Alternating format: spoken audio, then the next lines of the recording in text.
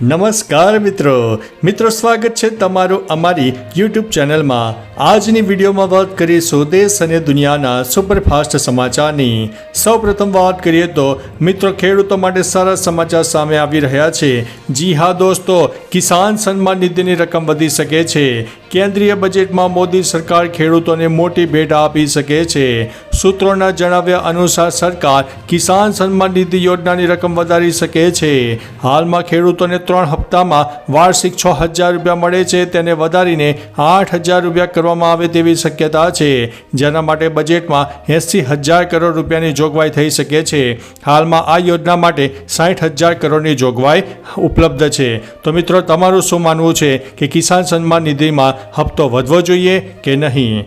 મિત્રો, અન્ય મહત્વના સમાચારની વાત કરીએ તો શાળાની ઇમારત પડતા 22 વિદ્યાર્થીઓના મોત। નાઇજીરિયાના ઉત્તર મધ્ય રાજ્યમાં એક શાળાની ઇમારત ધરાશાયી થતાં 22 વિદ્યાર્થીઓના કરુણ મોત થયા છે। મળતી માહિતી મુજબ હજુ પણ 100 લોકો કાટમાળ નીચે દટાયેલા છે। બાળકોનો ક્લાસ ચાલી રહ્યો હતો ત્યારે આ દુર્ઘટના ઘટી હતી। મૃત્યુ પામેલા વિદ્યાર્થીઓની ઉંમર 15 વર્ષથી ઓછી હોવાનું કહેવાય છે। ઘટના સ્થળે રાહત અને બચાવની ટુકડીઓ તૈનાત કરી દેવામાં આવી છે। મિત્રો, અન્ય મહત્વના સમાચારની વાત કરીએ તો ખાનગી રિવોલ્વરથી માથામાં ગોળી મારી।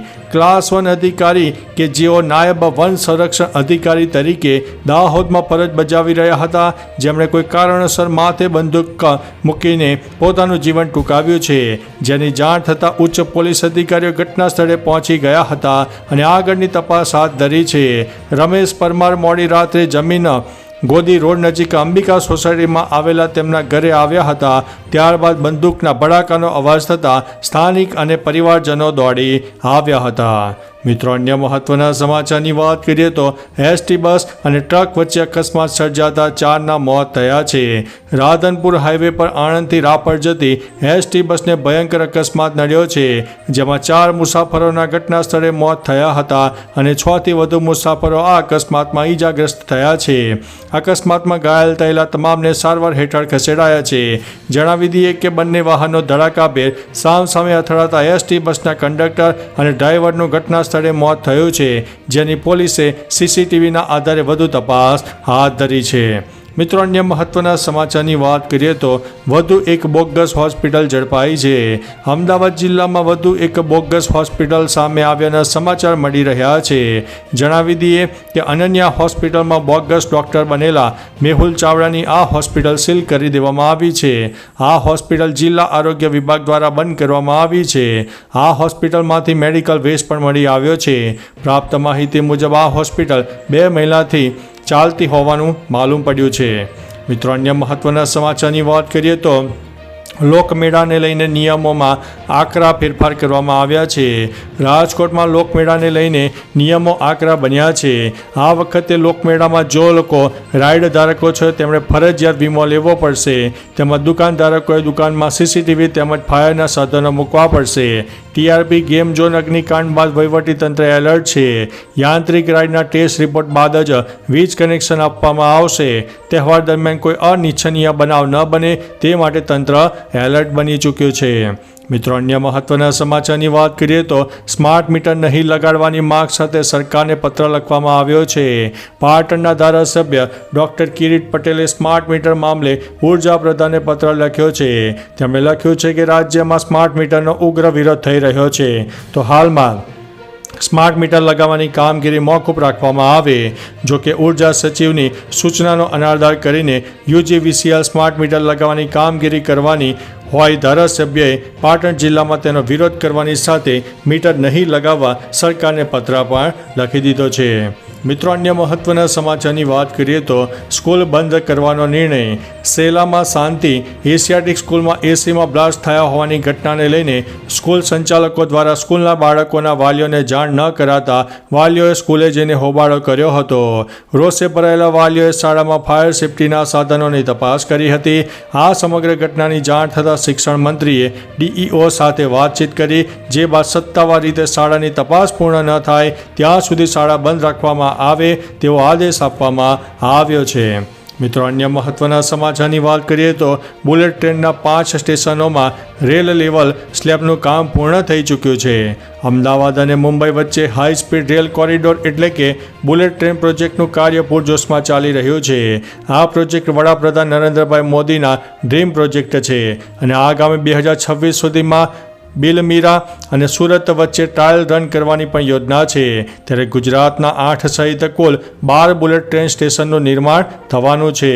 તેમાંથી ગુજરાતના 8 સ્ટેશનો પર રેલ લેવલનું સ્લેબનું કામ પૂર્ણ થયું છે. મિત્રો અન્ય મહત્વના સમાચારની વાત કરીએ તો 24 મામલતદારોની બદલી અને બઢતીનો ધમધમાટ સામે આવ્યો છે. ગુજરાતમાં 24 મામલતદારોની બદલી અને બઢતીનો ધમધમાટ શરૂ થઈ ગયો છે. વર્ગ 2ના કુલ 24 મામલતદારોની બદલી કરવામાં આવી છે, જ્યારે 2 મામલતદારોને વર્ગ 3માંથી વર્ગ 2માં પ્રમોશન આપવામાં આવ્યું છે. અમદાવાદ જિલ્લાના 2 મામલતદાર AM પરમારનું વડોદરા જિલ્લામાં તો અશોક જે ગોહિલનું જૂનાગઢના વંથલીમાં ટ્રાન્સફર કરાયું છે. રાજકોટના મામલતદાર MD દવેનું જસદણમાં ટ્રાન્સફર કરાયું છે. મિત્રો અન્ય મહત્વના સમાચારની વાત કરીએ તો શિક્ષકોની ભરતીને લઈને મોટા સમાચાર સામે આવ્યા છે. રાજ્યમાં માધ્યમિક અને ઉચ્ચતર માધ્યમિક શાળામાં 7,500 શિક્ષણ સહાયકોની ભરતી થશે. ભરતીમાં વ્યાયામ, કોમ્પ્યુટરના વિષય, ચિત્ર અને સંગીતના વિષયો પણ સમાવેશ કરવામાં આવ્યો છે. શિક્ષણ સહાયકોની ભરતીને લઈને રાજ્ય શિક્ષણ મંત્રી કુબેર ડિંડોર દ્વારા જાહેરાત કરાઈ છે. મિત્રો અન્ય મહત્વના સમાચારની વાત કરીએ તો નબીરાએ રાહદારીઓને ઉડાડ્યા છે. સમગ્ર દેશમાં હિટ એન્ડ રનના બનાવો દિવસે દિવસે વધતા જોવા મળી રહ્યા છે. ત્યારે ગુજરાતની ડાયમંડ નગરી ગણાતા સુરતમાં નશામાં ધૂત એક નબીરાએ પોતાની ઓડી કારથી રાહદારીઓને ઉડાડ્યા હતા, જેમાં 4 લોકો ગંભીર રીતે ઈજાગ્રસ્ત થયા છે, જેમને તાત્કાલિક સારવાર અર્થે હોસ્પિટલમાં ખસેડવામાં આવ્યા હતા. જોકે પોલીસે નશામાં ધૂત કાર ચાલક વિરુદ્ધ ગુનો દાખલ કરીને આગળની કાર્યવાહી હાથ ધરી છે. મિત્રો અન્ય મહત્વના સમાચારની વાત કરીએ તો તિરુપતિ જતી બસ સાથે ટ્રકે ટક્કર મારતા 9ના મોત થયા છે. કોલાર નજીક શુક્રવારે સવારે એક મોટો અકસ્માત થયો હતો, જેમાં એક ટ્રકે મુસાફરોથી ભરેલી બસને ટક્કર મારતા 9 લોકોના મોત થયાની માહિતી સામે આવી છે. આ અકસ્માતમાં 15થી વધુ લોકો ઘાયલ થયા હોવાનું કહેવાય છે. જોકે પોલીસ ઘટના સ્થળે પહોંચીને આગળની કાર્યવાહી કરી હતી અને ઘાયલોને હોસ્પિટલમાં લઈ જવાની કામગીરી પણ કરી હતી. જણાવી દઈએ કે હાલ ઘાયલોની હોસ્પિટલમાં સારવાર ચાલી રહી છે. મિત્રો અન્ય મહત્વના સમાચારની વાત કરીએ તો ફૂડ પોઈઝનિંગમાં 30થી વધુ બાળકો દાખલ કરવામાં આવ્યા છે. છોટા ઉદેપુરની એકલવ્ય મોડલ રેસિડેન્સી સ્કૂલમાં 30થી વધુ બાળકોની તબિયત લથડી હતી, જેમાં પ્રાપ્ત માહિતી મુજબ બાળકો દ્વારા વોમિટિંગ અને પેટમાં દુખાવાની ફરિયાદ કરાતા તેમને તાત્કાલિક સારવાર અર્થે ખસેડવામાં આવ્યા હતા, જેમાં ફૂડ પોઈઝનિંગ થયું હોવાનું સામે આવ્યું હતું. આ ઘટના બનતા છોટાઉદેપુર પંથકમાં ખળભળાટ મચી ગયો છે. મિત્રો અન્ય મહત્વના સમાચારની વાત કરીએ તો લીવ ઇનમાં રહેવા માટે માતા પિતાની મંજૂરી જરૂરી. લીવ ઇનમાં રહેવા માટે માતા પિતાની મંજૂરી જરૂરી કરી દેવામાં આવી છે. ઉત્તરાખંડની અનુસંધાન રિપોર્ટમાં જાહેરાત કરવામાં આવી છે અને બિલમાં લગ્ન અને છૂટાછેડા, ઉત્તરાધિકારી, લીવ ઇન રિલેશનશિપના નિયમો મામલે ઉલ્લેખ કરવામાં આવ્યો છે. લગ્ન કર્યા વિના આપસી સહમતિથી રહેનારા કપલ વચ્ચે જવાબદારી, સંપત્તિ વિવાદ અને સંતાન ઉત્પત્તિ અને પછી ઉત્તરાધિકારીને લઈને વિવાદ થયા છે. તો ચાલો મિત્રો, ફરીથી દેશ અને દુનિયાના સુપરફાસ્ટ સમાચાર લઈને મળતા રહીશો. ત્યાં સુધી અમને રજા આપશો. નમસ્તે.